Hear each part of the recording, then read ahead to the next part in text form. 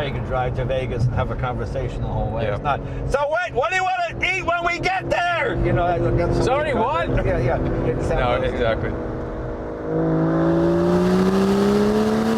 Welcome to another episode of Jay Leno's Garage. Today we're featuring the Aston Martin DB11 AMR. The AMR is Aston Martin Racing. And this has a little more of a driver's edge, perhaps, than the standard car. You know, I'm a huge fan of this brand. I always call Aston Martin the most seductive of all the car makers because that's really what it does to you. Extremely comfortable, sort of Rolls-Royce level interior with the leather and the wood and all of that.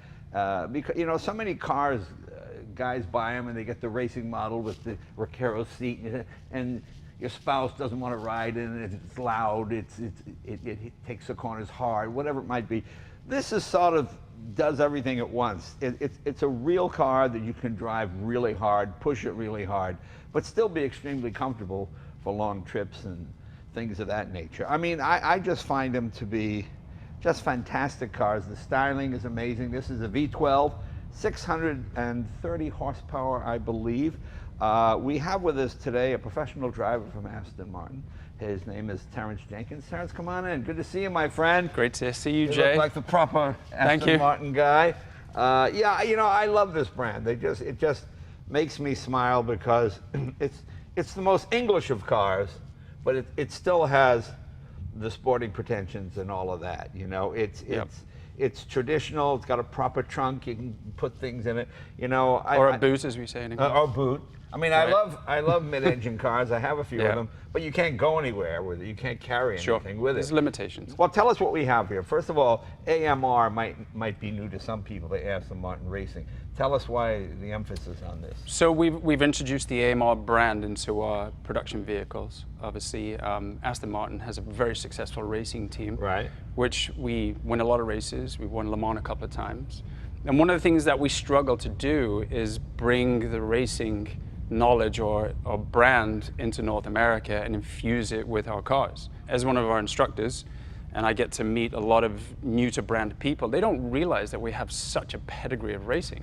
For some reason, it doesn't seem to cross over the Atlantic very well. So infusing the AMR brand into the DB11 is definitely a good conversation starter, and this car here is kind of enhanced that driver experience. Right, so we have what, 8-speed ZF gearbox? Correct, it's an 8-speed ZF. It's a transaxle, so the gearbox is actually on the rear axle. Right, okay. So that gives it a nice balance, I imagine. People put a lot of emphasis on this 50-50 thing. Yeah, so one of the platform design, what our engineers do is, like you said, a lot of emphasis is put on weight distribution, 50-50, which is great. But it's very much a marketing thing. In motor racing, we talk about moments of inertia.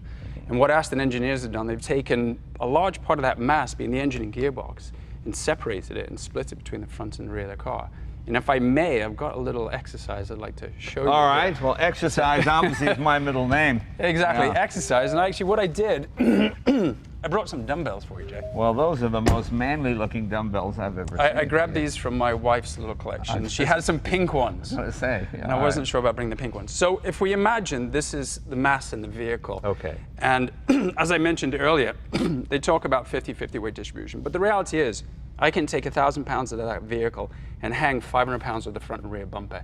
It hasn't changed the vehicle's weight, and it hasn't changed the weight distribution, but it's not going to go very well around corners because that's what we call having a high moment of inertia. Well, sure. So we're dealing with moving this mass going around the corner. So what Aston Martin has done is they've moved that mass in closer to the vehicle's center of gravity, right? So we've got an engine which sits behind the front axle and a gearbox which sits in front of the rear axle. So now we have a low moment of inertia. Sure. Right? So we still have a 50-50 weight distribution, but low moment of inertia. It basically means the car goes much easier around corners. It's much easier to drive at higher speed. And as I tell a lot of people, it doesn't matter, it's a front engine, mid engine, rear engine. Right. They all go around corners. Right. But then the character of the car really starts to come into play when you start reaching the limits of the tire's traction capabilities. And then it's going to be either an easy car to drive, fun car to drive, or just very difficult. So we have a very easy, fun car to drive if you were to take it on the track and push it to the limit of the tire. So would you call it mid-front engine? Correct, yeah, it's a mid-front engine layout. Okay, right. Absolutely. Yeah, obviously you want to get everything close. I mean, the most extreme example of this is something they did in American cars in the 50s, which I hated more than anything, was the Continental wheel kit. and they would have a bumper remember, they'd have the big wheel here. Oh, yes. yes, absolutely. And, T-Birds had it. You go around a corner and whoa, exactly. Yeah. Well, and that's to the point exactly. You have mass behind the rear axle, which can be difficult to control, especially on wet roads or when you break traction. And it's also a good safety feature. I mean, if you're driving down the highway and you have to do an emergency lane change, it's very easy to do that lane change and get back into a safe driving point. So the car's not going to do anything funny or unpredictable, let's say. Well, let's go back to the engine now. V12, 630 horse. I can remember when Aston Martin produced like 7 cars a year. There was a time, I think, sometimes even less. Yeah, when Victor Gauntlet and those guys sort of brought it back. And now that it's 4,000 or 5,000 cars a year or whatever it is. It's impressive, and it's amazing how far they've come. And I've always sort of loved the brand. It's one of those iconic brands. Of course, the James Bond connection is the thing that people seem to get the biggest kick out of, and it's probably the best marketing tool they've had. But I mean, Carroll Shelby raced for you guys, He did. And he won in 59? 59. Yeah. The stylist in this is, I always get his name Marek. Marek Reichman, yes. Marek Reichman, A beautiful looking car. Very sensual. I always love these sort of haunches on the rear here. All the Astons, sorry to interrupt you, have followed what Marek likes to use as the rule of thirds, or the Fibonacci formula. So it's found in nature, and we follow those same principles. So everything in the vehicle is kind of divided into thirds. It's very pleasing to the human eye. Right. So I think that's why a lot of people, whether they know it's an Aston Martin or not, they look at the car and go, they find it very beautiful. And that's one of our philosophies, is we build and design beautiful things. Whenever I see an Aston Martin on the street, I always walk up and look at the mileage, and it's always pretty high. Yeah. Because people drive. They do. I got a lot of friends with Ferraris, and I tease them all the time. This only has 900 miles, and it's 12 years old. Well, good for you. Right. You've kept it parked in your garage. Right. It's kind of a loss, isn't it? Really. Yeah. Porsche is another one. Porsche owners brag about how many miles they have versus how few miles a lot of other exotic people. And that's the same with Aston Martin. People like to drive them because they are truly comfortable cars. You can take a long trip in this, and it isn't, the exhaust isn't drumming your head out to as much as I like those kind of cars, I like them for an hour at a time. Sure. We walk a very fine line of building a luxury GT car that is very comfortable and quiet to drive, as you say, on a day-to-day basis. But then we also have one foot in the world of sports cars. Right. So, and that's the line that we've walked for many, many years, and we do it very well. I actually met one customer who, when I launched the DB11 in North America, he came out to see it, and he's like, this will be my last Aston Martin. He was like 70 or something like that. And I'm like, what do you mean your last? He goes, well, I bought the DB9 when it came out in 2006. Right. I have 110,000 miles on it. Right. I'm like, wow, 110,000 miles. He goes, that's why this is going to be my last one. He goes, I'm probably getting another 100 and something thousand miles on that. So yeah, to your point, people do buy these cars and they do drive them.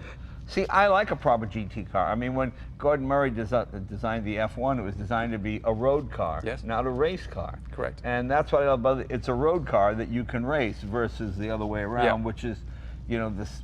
We all know if you build a race car and then try and convert it into road, it doesn't work very good as a road car. There's no sound deadening, and it's noisy, and and it costs you more to take out the air conditioning, and all of that.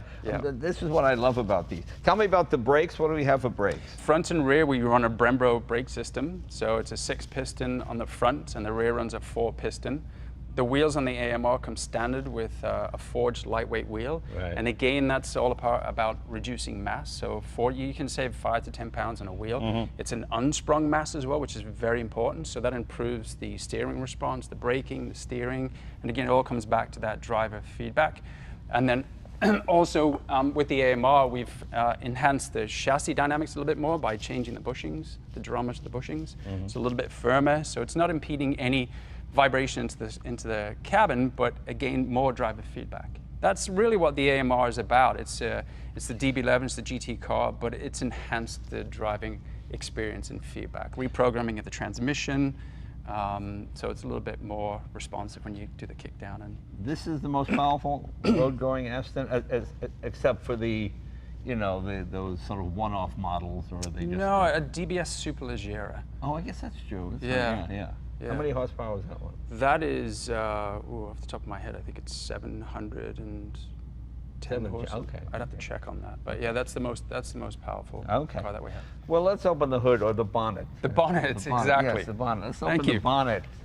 That's one of the things I try to do is teach people the correct enunciation for Really? bonnet and boot when they're driving an Aston. Well, you know, it's so funny. When I first got into English vehicles, it had all the English terms. Like it said, you should.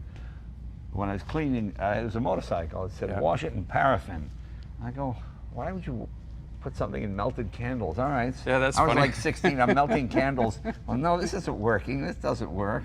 And it said, get a good set of spanners. Well, I said, I've got socket wrenches, but I don't have any spanners. Everywhere I went, do you have spanners, English spanners? No, we don't. I go, well, I didn't know what spanners were. But yeah, Lost in translation, isn't it? Exactly. Yeah. So this is our own in-house engine. Right. It's a 5.2 liter V12 motor. We're running 2 turbochargers.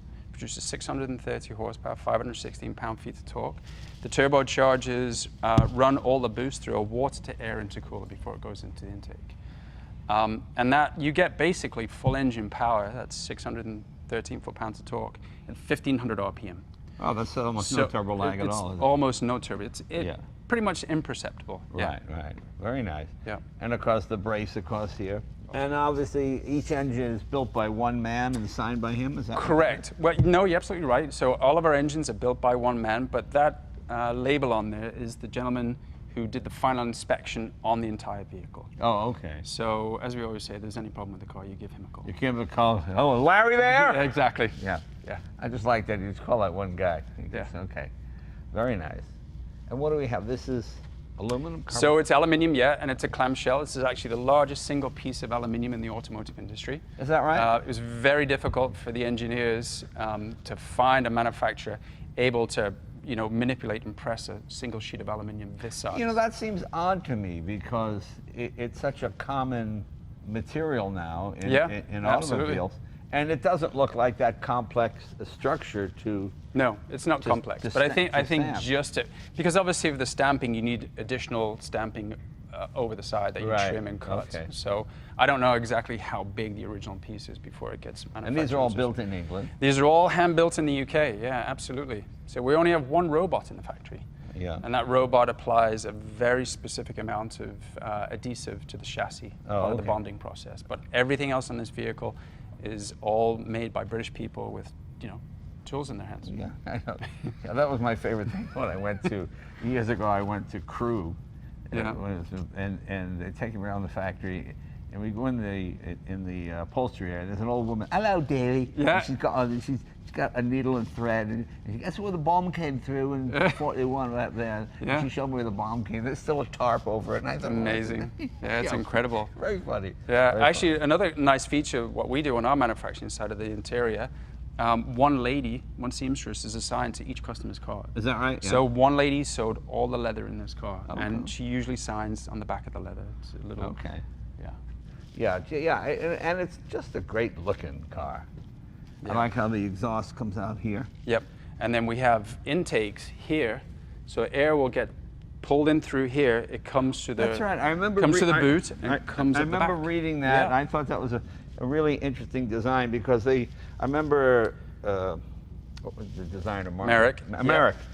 He didn't like the big Spoilers, dopey absolutely. wing, Yeah. and so the idea is that the air comes through here, Correct. exits here, Yep. and then you have the spoiler. Yeah, So the air gets forced up to the back here, and we actually create a virtual spoiler using the air, which is forced in through the car, which is very clever. And I like the understated elements of it, the fact that the exhausts are not bright chrome. Yep.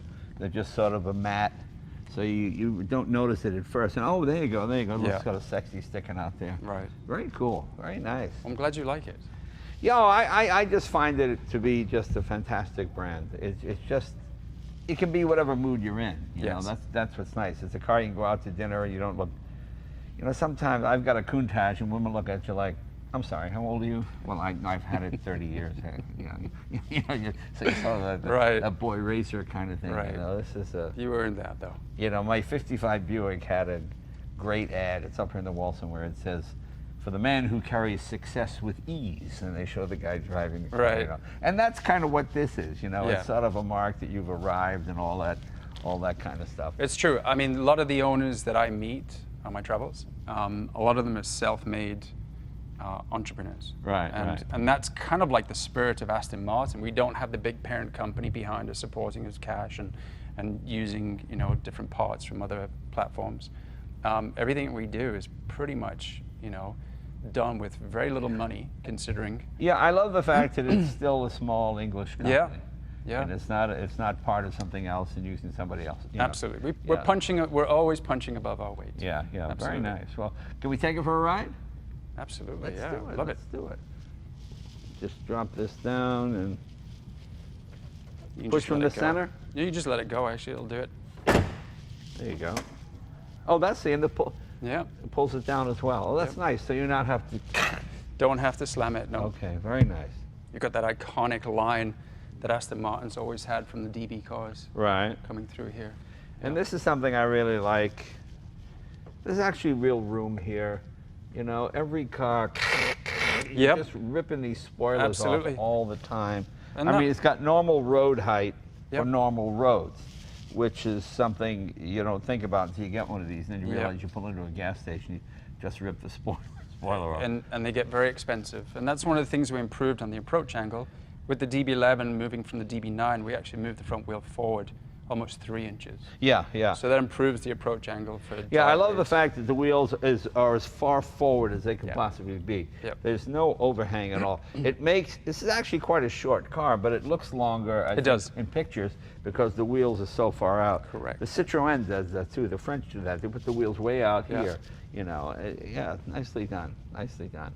And so your engine sits here, obviously. Yep. And your transmission, so everything is inside. Correct. Like I said, we've got about 70% of the vehicle's mass situated in the middle of the Yeah, car. So very that, nice. that definitely enhances the, you know, the driving experience and the, you know, the capabilities of the car. Well, let's take her for a spin. Let's see what she does.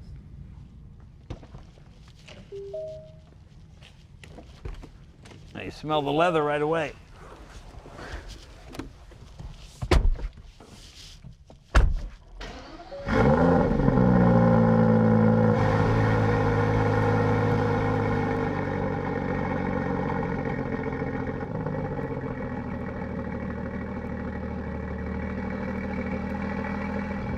It feels much lighter than it is, obviously. Yeah, I think it's that additional torque that you get from that 12-cylinder. Is this electric power steering or? is it- Electric power steering, yes. You know, that's come such a long way. When it first came out, people hated it. I know. But now I like it because you're not robbing power. Yep. Yeah, it's a very nice car to drive. Good visibility all around. Mirrors are good. You can see out the rear. You know, I've got the 350R Mustang, which I love, but I got the rear wing. I always feel like some guys follow me with a giant wing. Closely. I mean, you can't see out the back. Oh, it pulls very nicely, doesn't it? It's very controllable, even when it's lunging forward. It never feels unwieldy, you know. Right. It's important to have a well-balanced car. Yeah, I just like that it's a proper car inside. It's comfortable. It's got, you know, you're not Yep. doing the boy racer thing. You can actually use it for its intended purposes. And that's one of the things I like about the Aston Martin is that when I take people out on the track, they're always surprised. Yeah. It's, you know, the handling, the performance they don't expect from a luxury car of this Right. caliber. Right, You know, right. they think that's referred, you know, more refined for your Porsches and your Ferraris. So Right. it's always fun to take people out. This is a car you can drive to Vegas and have a conversation the whole way. Yeah. It's not, so wait, what do you want to eat when we get there? Well, that's the challenge, isn't it? I mean, manufacturers want to build fast sports cars, but Right. to do that, it's got to be lightweight. Right. So you can't have any sound deadening material. You certainly can't have any leather in it because it's heavy. And you got to minimize everything, and then you deal with Yeah. engine roar, road noise. Yeah, and Aston Martin is quite small. A small little independent car company. And I'm just so glad that they're still making it, you know, because since about 1918, we've lost 2 or 3 car companies every year. You know, they just, it's a very tough business to do. Aston Martin was almost lost several times. A number of times, history, I remember that story about David Brown. When he bought the company, a guy wanted a car, and he gave him a good deal on it. And this is the one he said, "Give me the cost." No, I want it for what it cost you. And then and he charged him £1,000 more. Yeah, you know. That's such a great story. Yeah, it's the most English of brands. And the United States is your biggest market, huh? Currently it is, yeah. What was it before? Was it England? England, yeah. Which is quite remarkable considering England is about the size of California. And I think that's part of what I was talking about earlier is we struggle. I mean, Aston Martin is kind of on 3 pillars. We got the history of the company, motor racing, and then James Bond. Right. And you move those 3 pillars across the Atlantic to America, and we're left with 1 pillar, which is essentially a James Bond, which is great for us, but we're still in that process of educating people about the heritage of our company and also our motor racing connection, which we've always had since the company's inception. Now explain the transmission kickdown. I'm going to put it in 8. Okay, yeah, put it in 8. Okay, and then just put your foot on the throttle and pull and hold the left paddle and watch what happens. Just put my foot on the throttle. Yeah, and then pull and hold the left paddle. Okay. And it dumped it all the way into 3rd gear. It puts you basically in the perfect gear relative to vehicle speed. So it figures which speed, which gear exactly. you should be in. So previously you would have had to click down. I would have gone this 1, 2, 3. Exactly.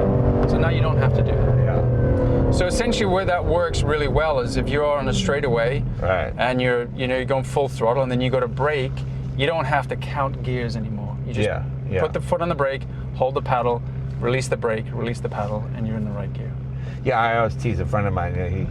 I don't know what car he bought, but he said he had to do this to change the radio. And then he realized he could have just done this. And I said, really? So that was a big labor-saving thing for you? Instead of going like this, go like this? You know, I mean, it just feels very, very light. I mean, it's got big tires on it, and it's a substantial car, but feels, you can really throw it around. And we do track days too sometimes. Yeah. We did one not so long ago. Actually, we partnered up with KW Suspension. They had a track event, and we brought out some customers in their car, and I was one of the instructors along with 2 others, and they were amazed. You know, they didn't, again, it comes back to people, even though they'd already bought the car, they didn't know what the car was capable of doing on the track. You know, and it's attributed to what you said. It's very easy to drive and it's light. Yeah, I mean, there aren't many people who make these cars do what they're capable of doing. I mean, I always remember years ago, there was a motorcycle racer named, I think it was Jay Springsteen, and he showed up at the Rock Store, which is the hangout where everybody goes, and just like an 883 Harley, just your standard iron V-twin, nothing special. And all the guys are there in their KZ, whatever Kawasaki, and he took them up, and he was literally banging the handlebars on the tarmac, just and just blew the door, and you realize it's really all the driver. It is. You know, quite often I get people asking me, I want to do some upgrades to my car. I'm going to go to the track. What should I do first? My response is, go to a race school. Learn how to drive first before you start attacking the car. America's been there quite a long time, hasn't he? I remember I visited the factory a number of years ago, and it might be like a hospital for automobiles. You know, it's all very white and clean, and, you know, and reasonably small and intimate. You know, if you're one of those people that likes to know one person built your car and who was that person, and you can contact. I mean, I don't know what it means in the real world, but I just like that idea that I always like vehicles that are one person, and it's usually men. Vision of what a car should be. You know, Gordon Murray with the F1, WO with the Bentleys. You know, even David Brown with the Aston Martin. You know, this is what I think it should be. Thank you. It's not all committee. Right. No, I quite agree with you too. And you're right. I mean, when you go to the factory, we do factory tours for our owners. Then you walk into the factory gate, and then to the left, you can probably go meet the lady that sewed the leather in your car. She'll be sitting there. What tires are on this? Michelin? We use a Bridgestone. Oh, Bridgestone, okay. Yep. Michelins are usually on our race cars. Oh, gotcha. 2-valve or 4-valve engine on this? 4-valve engines. Yeah. Twin cam, 4 valves. Yeah. Correct. And on the 12 cylinders, we also have a cylinder deactivation feature. So once you reach optimum cruising speed and everything's operating at temperatures, it'll deactivate 6 cylinders. Do most people tend to buy what's on the showroom floor, or do they order a car like this? You know, it depends. But I'd say definitely in North America, they want the car now. That's right. You know, it's so funny you say that because when Mercedes-Benz introduced the Maybach, Yeah. they put in these Maybach sensors where you go in and I want this wood and this leather and this insert in the seat. I remember saying to the guy, Americans don't want to wait 6 weeks or 8 weeks. They want it like right now. You know, they got to have it right now. It's like a hamburger. I want to eat it right now. Exactly. Yeah. And I mean, we do get customers that order cars, and it's usually about 4 to 6 months from the minute the order's placed to the delivery of the vehicle. And it's quite a long time, but you know, the process of building a car by hand, it takes time. What is Aston's biggest competitor, do you think? The biggest competitor to Aston, I mean, McLaren? I mean, we compete with artwork as well, believe it or not. Yeah, but Bentleys, McLarens. Oh, Bentley would. Yeah, Bentley. I think Bentley would be closer. Bentley is probably the closest competitor. Yeah. We have 2 new cars in development right now, which are probably going to be competing with more like the McLarens and the Ferraris, and they're going to be our mid-engine cars. Really? Yes. Well, that should be interesting. Yeah. That should be fascinating. So you might be familiar with the car that we're about to release to the owners called the Valkyrie. Yes, the Valkyrie. So, and then after that, we're going into development. Is the Valkyrie a street car? It's a street car, yeah. Yeah. Street car. World car or just England? Global car. We've got a number of cars coming to the US. And then after that, we have nicknamed car Son of Valkyrie, which has been recently named Valhalla, which will go into development. And then after that, the Vanquish, which is a nameplate we've been using for a while, will be also a mid-engine car. Oh, okay. No dopey SUV?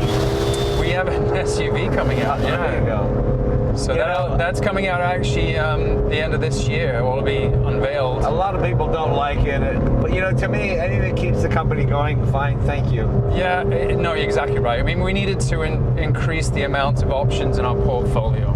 Yeah. Well, Terrence, thank you very much. You know, I always enjoy Aston Martin. I just like them as cars, and I've got to get one of these days. It's one of, like I say, it's the most seductive manufacturer. You just sort of get seduced by the car. It just does everything well. You know, there are other cars that have more horsepower, obviously. Sure. So you think, well, that's what you should get. And then you try this and you go, no, this is what you want and what you need. Sure. You know, as opposed to what you think you should have. A lot of my friends get talked into GT3s and cars that are just too raw, you know, when they really want something that's fun to drive, extremely fast, you know.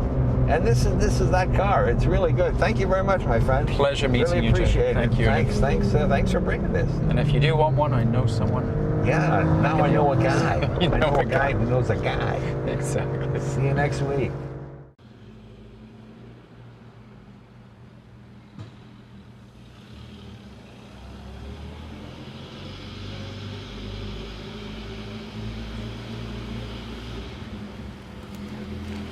Mm-hmm.